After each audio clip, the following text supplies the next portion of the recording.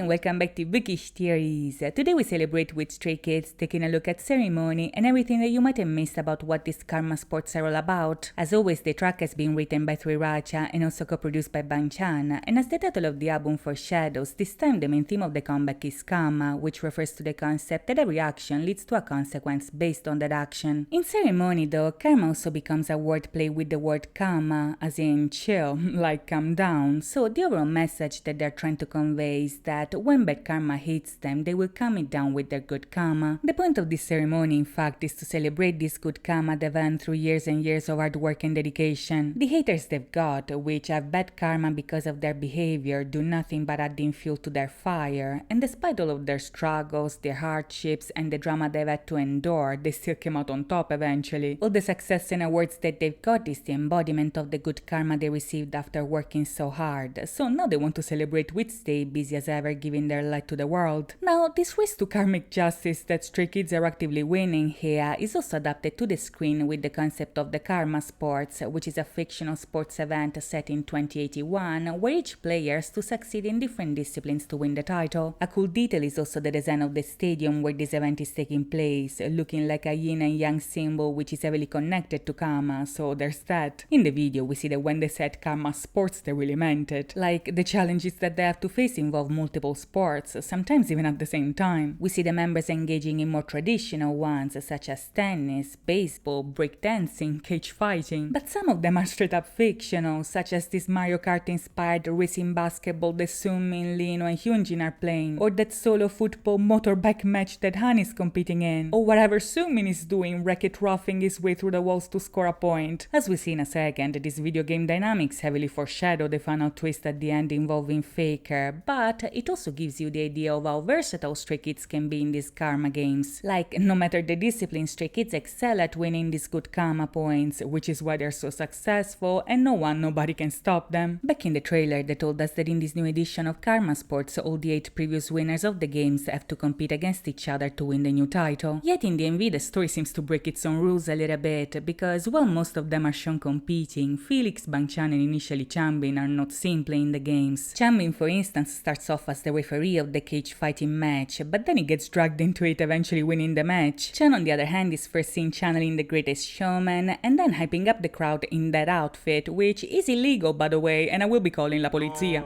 JK, belt by Fendi, get that back. Andiamo! Jokes aside though, I actually think that Chan here can act as the MC of the Karma Sports, which is incredibly fitting considering that MC stands for Master of Ceremonies, so yeah, get it, it's ceremony and he's the Master of Ceremonies? Okay.